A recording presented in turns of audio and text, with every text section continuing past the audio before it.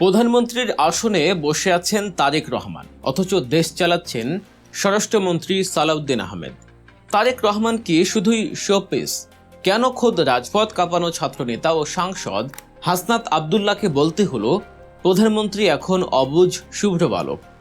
বাংলাদেশের রাজনীতিতে কি তবে নতুন কোনো ডুয়েল শাসন শুরু হলো? একদিকে তারেক রহমানের নীরবতা, অন্যদিকে স্বরাষ্ট্রমন্ত্রী সালাউদ্দিন আহমেদের অতি সক্রিয়তা। জনমনে এখন একটাই প্রশ্ন, আমরা কি তবে আবারও এক অন্ধকার গহ্বরের দিকে এগোচ্ছি? দেশের বর্তমান রাজনৈতিক উত্তাপ এবং পর্দার আড়ালের চাঞ্চল্যকর সব তথ্য নিয়েই আজকের বিশেষ বিশ্লেষণ।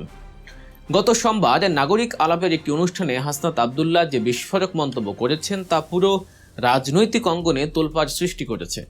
হাসনাত আবদুল্লাহ স্পষ্ট করে বলেছেন, মানুষ বলে নামে প্রধানমন্ত্রী তারেক রহমান, আর কাজে বা ফাংশনাল প্রধানমন্ত্রী হলেন সালাউদ্দিন আহমেদ। তিনি বোঝাতে চেয়েছেন, সাধারণ মানুষের মুখে এখন একটা কথাই ফিরছে যে নামমাত্র হিসেবে আছেন তারেক রহমান, কিন্তু রাষ্ট্রের সব নীতি নির্ধারণী সিদ্ধান্ত থেকে শুরু করে সংসদের দাপট সবই নিয়ন্ত্রণ করছেন স্বরাষ্ট্রমন্ত্রী সালাউদ্দিন আহমেদ। হাসনাত আবদুল্লাহর এই ক্ষোভের যৌক্তিক কারণও আছে। আমরা দেখেছি বিগত স্বৈরাচারী শেখ হাসিনার আমলেও কিন্তু প্রধানমন্ত্রী নিজে বিরোধী দলের প্রশ্নে জবাব দিতেন। সংসদীয় গণতন্ত্রের রীতি হলো গুরুত্বপূর্ণ ইস্যুতে সরকার প্রধান নিজে কথা বলবেন। অথচ বর্তমান সরকার গঠিত হওয়ার পর থেকে আমরা তারেক রহমানের কণ্ঠ খুব কমই শুনেছি। সংসদে যখন আইনমন্ত্রী বা স্বাস্থ্যমন্ত্রীর পক্ষ নিয়ে কথা বলার দরকার হয়, তখনও সেখানে দেখা যায় সালাউদ্দিন আহমেদকে, যেন তিনিই এই সরকারের ওয়াল ইন ওয়ান। হাসনাত আবদুল্লাহ ব্যঙ্গ করে বলেছেন, আমাদের প্রধানমন্ত্রী যেন একজন অবুঝ শুভ্র বালক, যিনি শুধু চুপচাপ গালে হাত দিয়ে বসে থাকেন, আর তার দলের কেউ কথা বললে টেবিল চপড়ান। একজন নির্বাচিত প্রধানমন্ত্রীর এই যে নীরব ভূমিকা, এটি কি তার বিশেষ কোনো দুর্বলতা, নাকি ক্ষমতার ভারকেন্দ্র অন্য কোথাও সরে গেছে? স্বরাষ্ট্রমন্ত্রী সালাউদ্দিন আহমেদ যেভাবে প্রধানমন্ত্রীর ছায়া হয়ে সব মন্ত্রণালয় শাসন করছেন, তাতে সাধারণ মানুষের মনে বিভ্রান্তি তৈরি হওয়াটা অস্বাভাবিক নয়। হাসনাত আবদুল্লাহর ভাষায়, জনগণের ম্যান্ডেট নিয়ে ক্ষমতায় এসে যদি প্রধানমন্ত্রী নিজেই কার্যকর না হন, তবে সেই গণতন্ত্রের ভবিষ্যৎ কি? এই প্রশ্নগুলো এড়িয়ে যাওয়া আর কোনো সুযোগ নেই। রাজনীতির এই উত্তাল সমুদ্রের মাঝে যখন হাসনাত আবদুল্লাহর সমালোচনা দানা বাঁধছে, ঠিক তখনই নতুন মাত্রা যোগ করেছেন জামায়াত ইসলামীর আমির ও সংসদীয় বিরোধী দলীয় নেতা ডক্টর শফিকুর রহমান। সোমবার দুপুরে জাতীয় প্রেস ক্লাবে জাপার 46তম প্রতিষ্ঠা বার্ষিকীতে তিনি যে বক্তব্য দিয়েছেন তা ছিল আরও কঠোর এবং হুঁশিয়ারি সংকেতে ভরা। ডক্টর শফিকুর রহমান স্পষ্ট করে দিয়েছেন, সংসদ কোনো কিছু মানুক আর না মানুক, জনগণের রায় সুপ্রিম। তিনি দাবি করেছেন, দেশের 70% মানুষ হ্যাঁ ভোটের মাধ্যমে যে রায় দিয়েছে, সেই রায় তারা এখন বাস্তবায়ন করবেনই। বিরোধী দলীয় নেতার এই অবস্থান ইঙ্গিত দিচ্ছে যে যদি সংসদীয় প্রক্রিয়ায় জনগণের দাবি পূরণ না হয়, তবে তারা রাজনীতির মাঠ বা রাজপথে নেমে ফয়সালা করবেন। তিনি সাফ জানিয়ে দিয়েছেন, আমরা জনগণের সুপ্রিম উইলের সম্মান দেখিয়েছি এবং আমরা দেখিয়ে দেব যে এই সংসদ যদি নাও মানে, গণভোটের রায় আমরা বাস্তবায়ন করে ছাড়ব। এই ঘোষণাটি কিন্তু সরকারের জন্য এক চরম অশনি সংকেত। একদিকে সরকারের ভেতরে ক্ষমতার ভারসাম্য নিয়ে সংকট, অন্যদিকে মাঠের বিরোধী দলের রাজপথ দখলের হুমকি। সব মিলিয়ে এক অস্থির সময়ের ইঙ্গিত পাওয়া যাচ্ছে। ডক্টর শফিকুর রহমানের এই হুঁশিয়ারির সাথে হাসনাত আবদুল্লাদের মতো ছাত্র নেতাদের একত্বতাও কিন্তু লক্ষণীয়। তারা পরিষ্কার করে বলছেন, জুলাই বিপ্লবের যে আকাঙ্ক্ষা নিয়ে মানুষ রাস্তায় নেমেছিল, সেই আকাঙ্ক্ষা যদি এই সরকার পূরণ করতে ব্যর্থ হয়, তবে জুলাই আবারও ফিরে আসবে।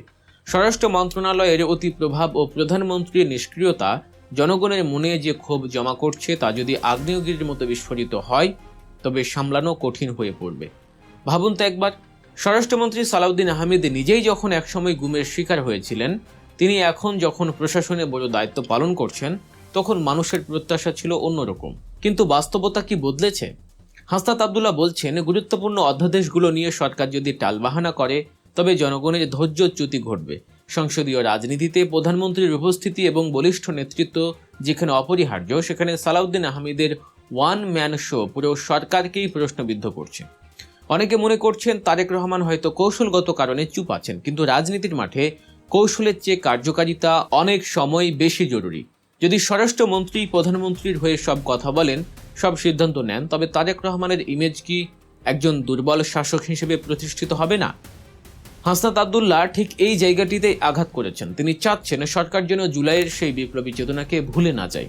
ক্ষমতার মসনদে বসে যদি জনগণের ম্যান্ডেটকে তুচ্ছ জ্ঞান করা হয় তবে ইতিহাসের পুনরাবৃত্তি ঘটতে সময় লাগবে না। ডক্টর শফিকুর রহমানের 70% জনগণের রায় নিয়ে মারমুখী অবস্থান এটাই প্রমাণ করে যে তারা আর পর্দার আড়ালে থাকতে রাজি নয়। তারা সরাসরি জনগণের ম্যান্ডেট নিয়ে রাজপথের শক্তি প্রদর্শনের জন্য প্রস্তুত। আর এই প্রক্রিয়ায় হাসনাত আবদুল্লাহরা যদি জনগণের সাথে একাত্মতা হয়ে যায় তবে দেশের রাজনীতিতে এক বড় ধরনের ওলটপালট হতে পারে। বর্তমান বাংলাদেশ যে ক্রান্তিকাল পার করছে সেখানে প্রয়োজন একটি কার্যকর সরকার এবং একজন বলিষ্ঠ প্রধানমন্ত্রী। নমিনাল বা ফাংশনাল এই বিভাজন দেশের জন্য কোনো মঙ্গল বয়ে আনবে না। স্বরাষ্ট্রমন্ত্রীকে তার নিজের মন্ত্রণালয়ের গণ্ডিতে থেকে কাজ করতে হবে আর প্রধানমন্ত্রীকে নিতে হবে সম্মুখ নেতৃত্ব। অন্যথায় বিরোধী দলের যে চাপ এবং ছাত্র নেতাদের যে যৌক্তিক সমালোচনা তা এই সরকারের পতনের ঘণ্টা বাজিয়ে দিতে পারে। গুম প্রতিরোধ আইন বা গুরুত্বপূর্ণ প্রশাসনিক সংস্কার সব ক্ষেত্রেই স্বচ্ছতা দরকার। সালাউদ্দিন আহমেদ বা তারেক রহমান যিনিই ক্ষমতায় থাকুন না কেন, জনগণের স্বার্থই সবার আগে। জুলাইয়ের সেই উত্তাল দিনগুলোর কথা আমাদের মনে রাখতে হবে। যারা রক্ত দিয়ে এই নতুন স্বাধীনতা এনেছে তারা কিন্তু আবারও রাজপথে নামতে দ্বিধা করবে না। সবশেষে এটাই বলার থাকে যে বাংলাদেশের রাজনীতি এখন এক জটিল মোড়ে দাঁড়িয়ে। হাসনাত আবদুল্লাহর অবুঝ বালক মন্তব্য আর ডক্টর শফিকুর রহমানের গণভোটে রায় বাস্তবায়ন, এই দুইয়ের মধ্যে চাপা পড়ে যাচ্ছে সাধারণ মানুষের প্রত্যাশা। আমরা কি একটি সুস্থ গণতন্ত্র পাবো নাকি আবারও ছায়া নেতৃত্বের আড়ালে দেশ শাসিত হবে? সময় এবং জনগণের সচেতনতাই দিবে এই প্রশ্নের চূড়ান্ত উত্তর।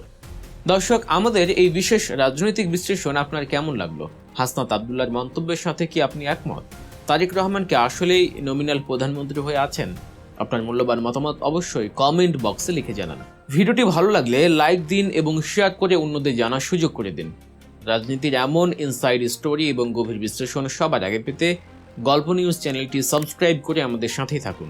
আপনার একটি সাবস্ক্রিপশন আমাদের নতুন নতুন তথ্য অনুসন্ধানে উৎসাহ যোগায়। আজ এ পর্যন্তই, দেখা হবে পরবর্তী কোনো চাঞ্চল্যকর নিউজে। সে পর্যন্ত ভালো থাকুন, সুস্থ থাকুন।